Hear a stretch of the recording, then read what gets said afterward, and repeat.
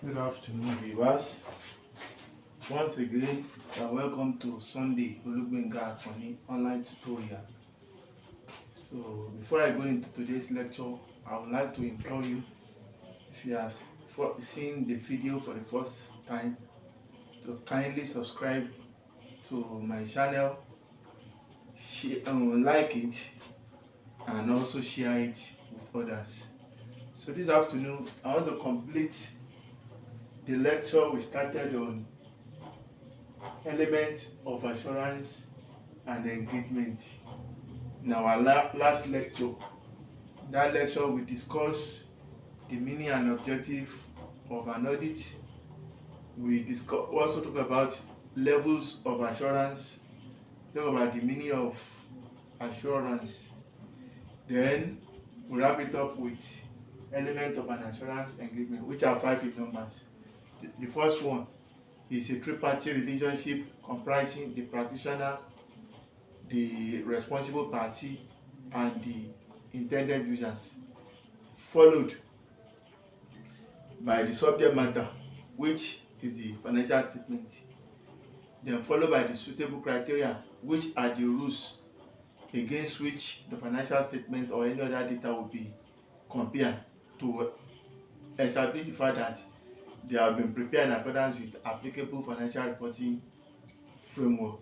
Then the fourth one was audit evidence or assurance evidence, as you may want to call it. So the last one in that lecture that we could not discuss owing to some unforeseen circumstances is the assurance report, and it is the report, normally in written form, which the practitioner will prepare, in which his opinion will be expressed on the financial statement prepared by the responsible party, and it will be given to the intended users. So without any cause for delay, I will go to today's lecture, which is concept and need for assurance part 2. So, and what we are considering today is, first is statutory audit, the regulatory framework. That is the regulatory framework for statutory audit. So when we say statutory audit, what we simply mean is an audit that is required by law. So and the first thing we shall be looking into there is the requirement for an external audit as required by section 401 of Company and Allied Matter Act of 2020. So we see that in most countries, the law always require large and listed companies to carry out the external audit of their annual account. That is going to perform by an external auditor who have qualification, experience, and integrity, and who must have obtained license to carry out such category of an audit. So, but we discover that there are some smaller companies in which the shareholders are also the directors. In such smaller companies, the law doesn't really compel them to have an external audit of their account. So I want to discuss briefly small company audit exception as stipulated by section 402 Company and Allied Matter Act of 2020.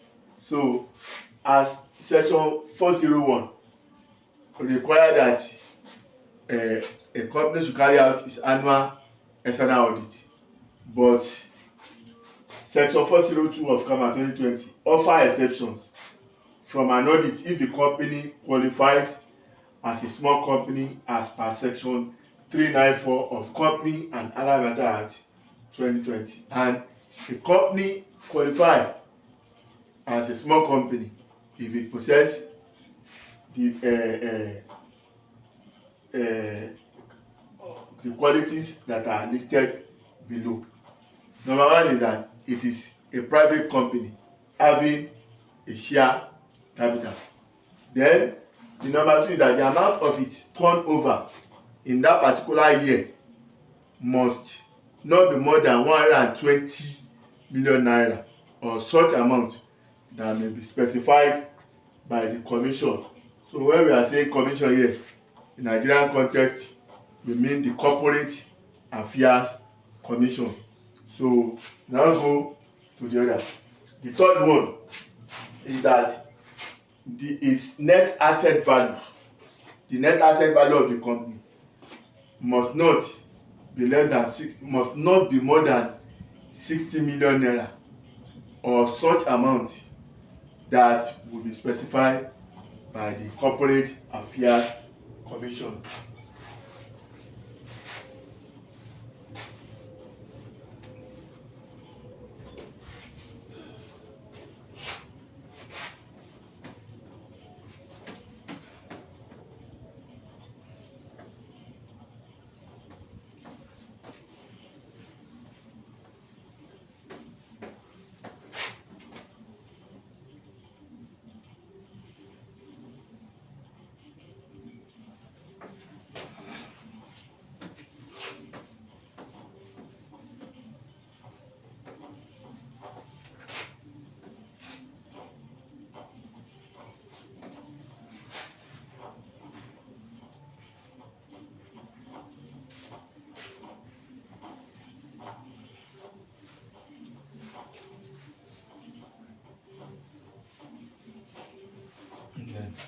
So we go to number 3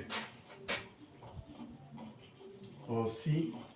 Its net asset value for the year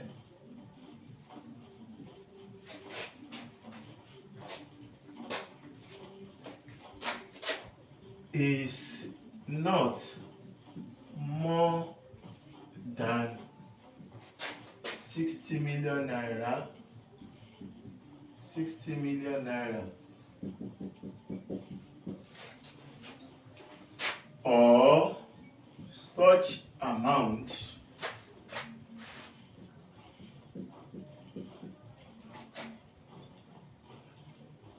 as may be specified by the commission.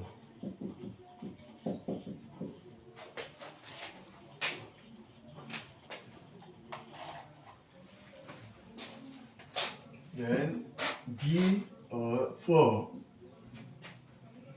none of its member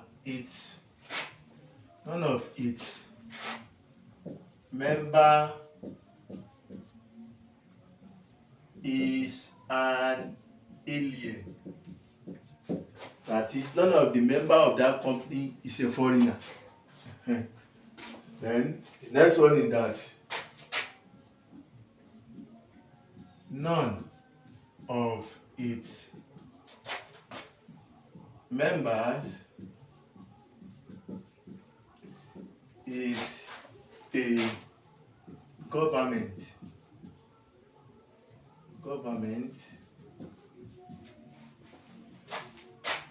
or government corporation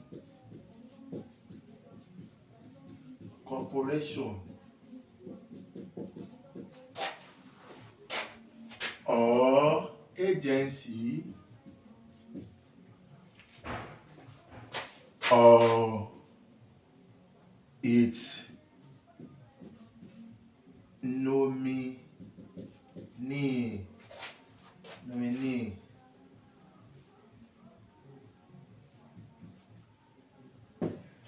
Then the last one is that the directors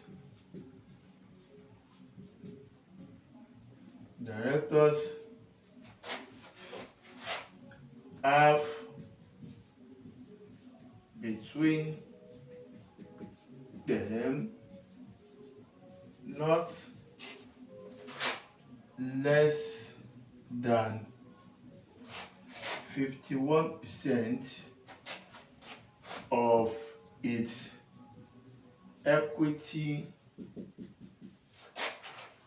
share capital. So those are what qualifies a company as a small company, and any company that qualify is not compelled by the law to have an annual audit of its account. So we move from here to eligibility to act as an external auditor. Eligibility to act as an external auditor.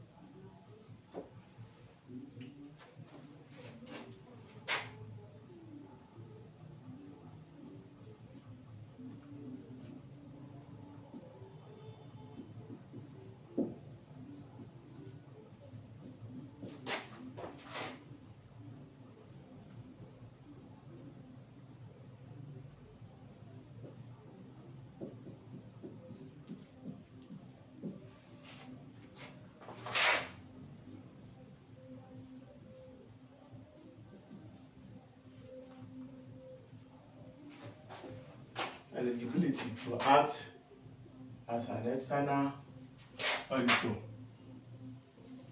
So there are two category of such eligibility.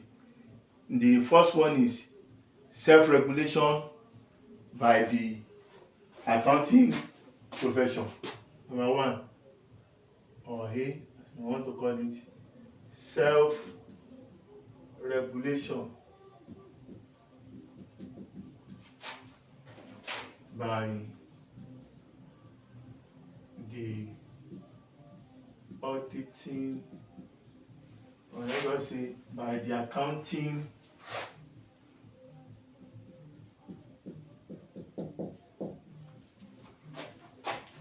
profession.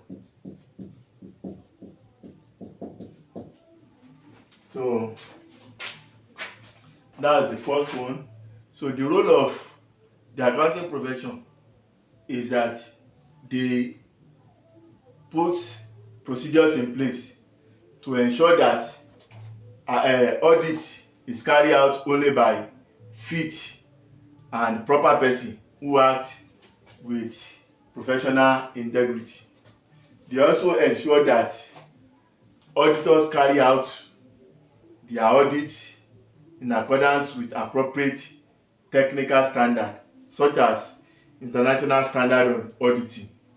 They also ensure that the auditors remain up to date and they carry out their audit to latest auditing practice.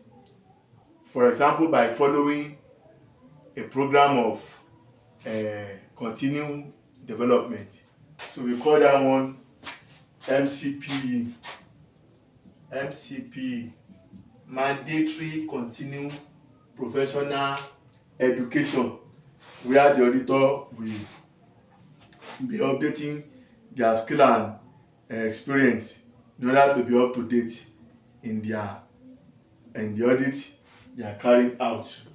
Then apart from self-regulation by accounting profession, we also have regulation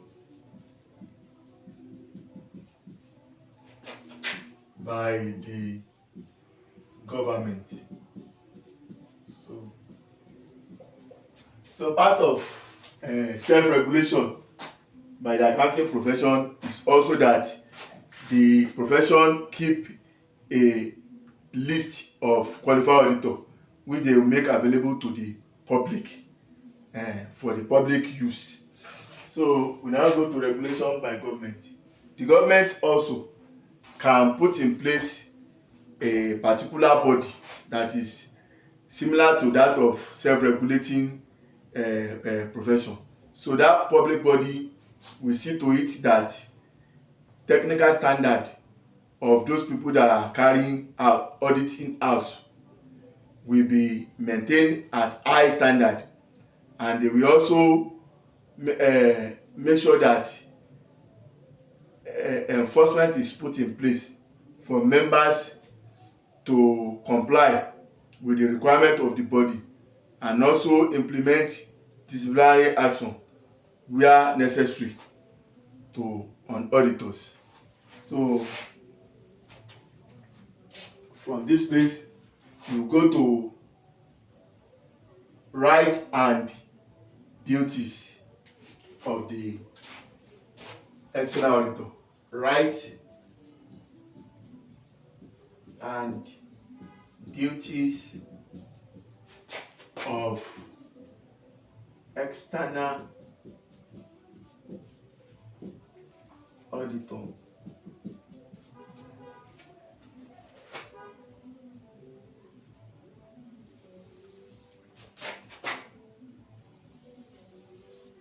Right and duty of external auditor. We start from duties.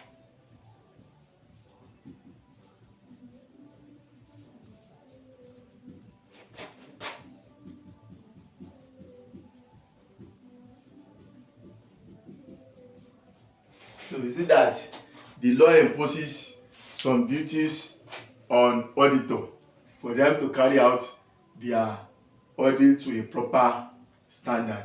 So the primary duty of an auditor are one, to examine the financial statement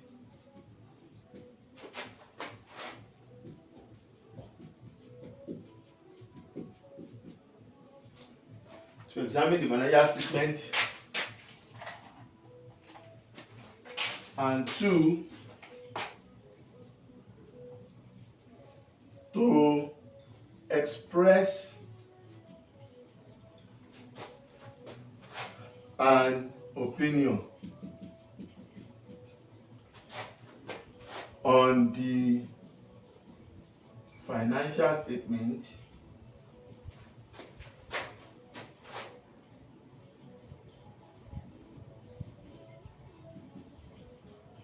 in the auditor's report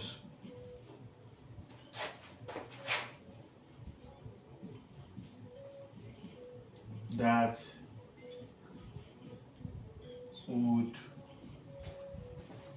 be submitted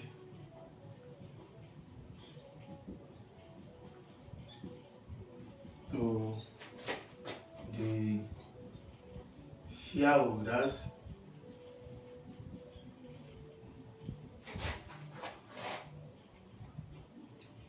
together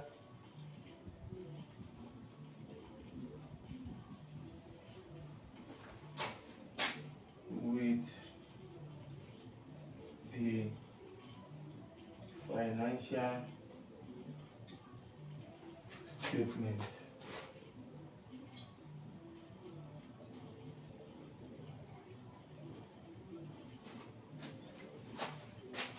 Full stop.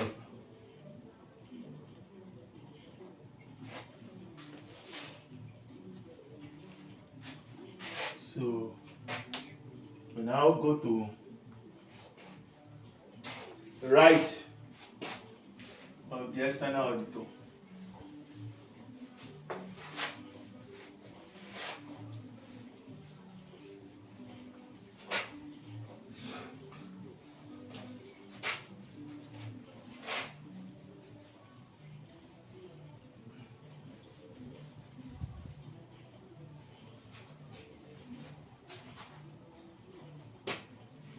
So number one of this right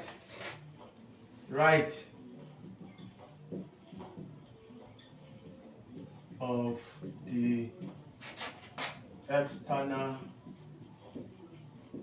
auditor. The first one is right of access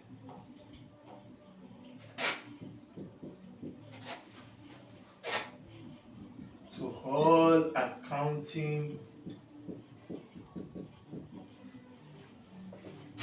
books and records at all times.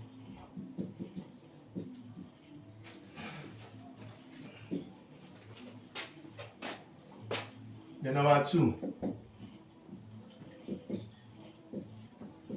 right to obtain all information and explanation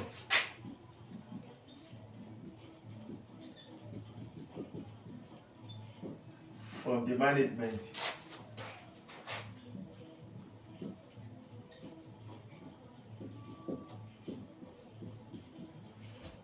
necessary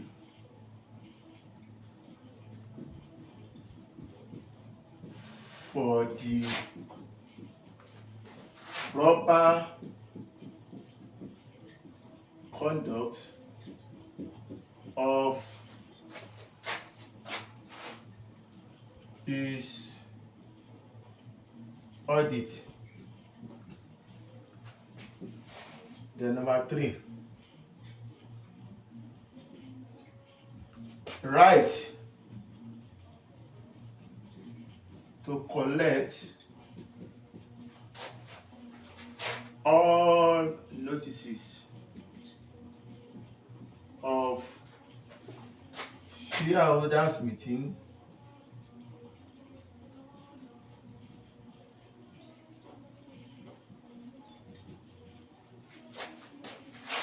and to attend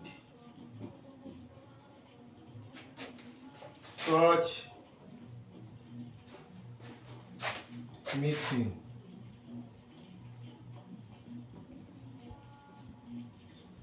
Then number four,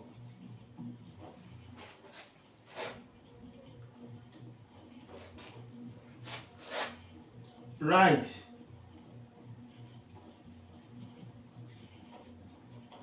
to speak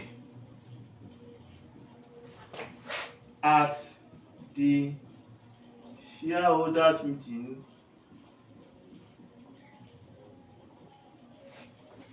about matters affecting the audit and the auditor. So that may be necessary in situation whereby there is an disagreement between the auditor and the directors, and there is no other means through which the auditor can communicate such a disagreement to the shareholder apart from in the general meeting. Then number five is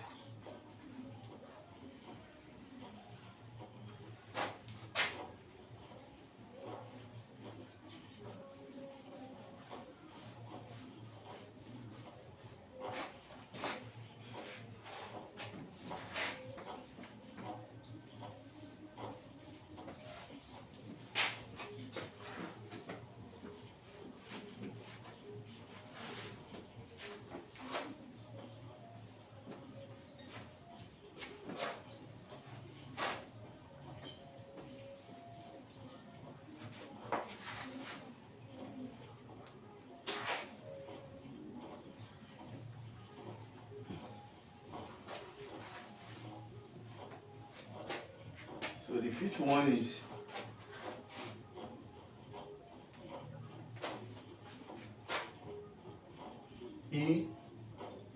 if the company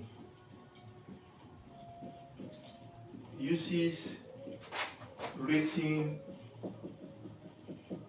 resolution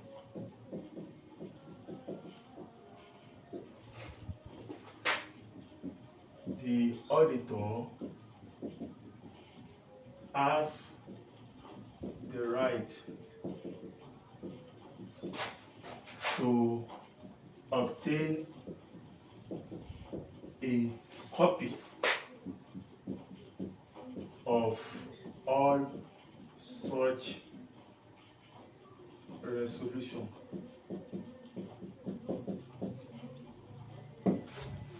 So that's very necessary because for instance, if the a written representation is a written form of the resolution the company made, maybe the company has resolved to go and borrow 500 million naira, for instance, from Zenith Bank, they will put that resolution down in writing and two of their director will sign. So a copy of that signed one is what is known as written resolution. So and it will serve as a kind of audit evidence in future for the auditor if he has collected one, because if he sees in the statement of financial position under long-term loan 500 million naira, he will know where exactly that is coming from. So that is that about the right of the external auditor. So the last thing we shall be considering here is responsibilities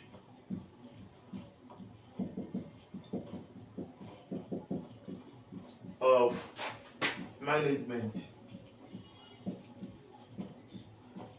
and those charged with governance.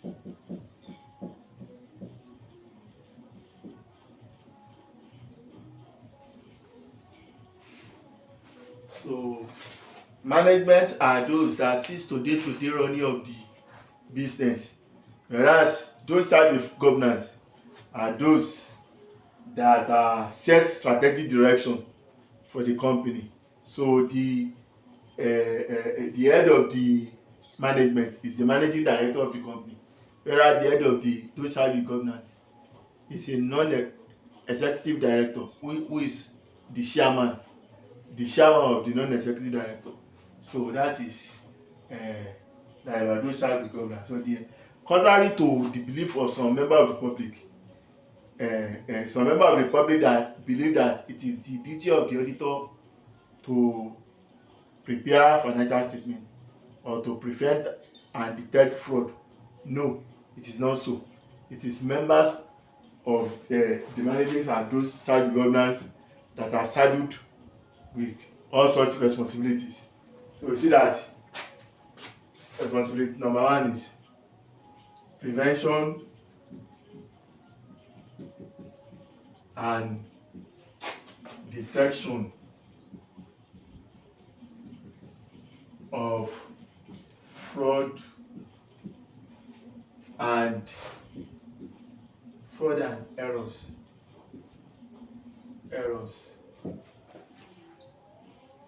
Then number two, preparation of the financial statement.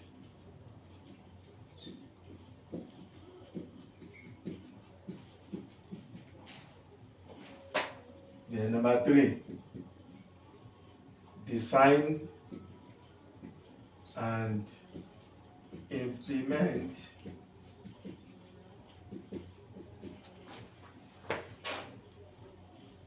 adequate system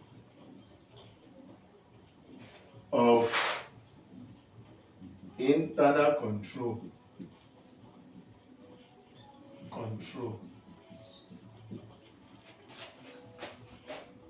Then it is also the duty of the management to assess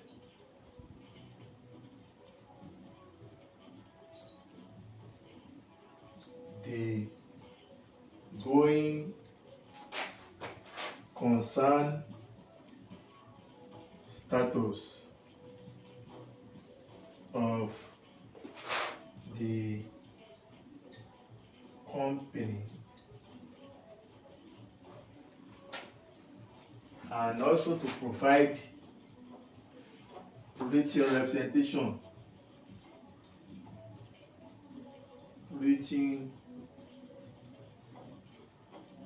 representation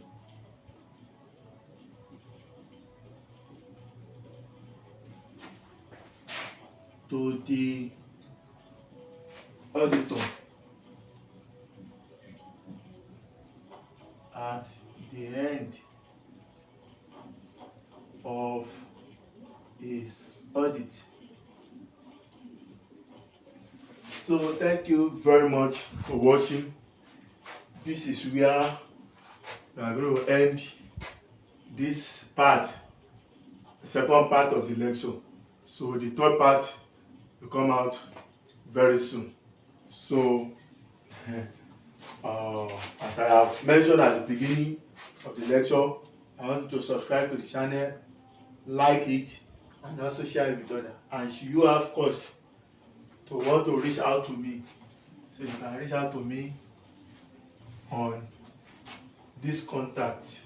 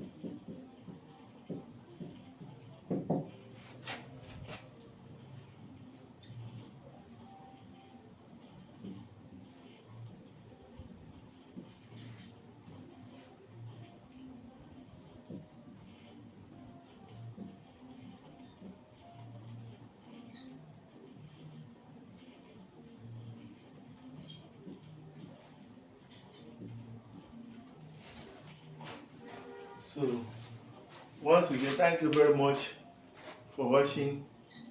See you in our next video.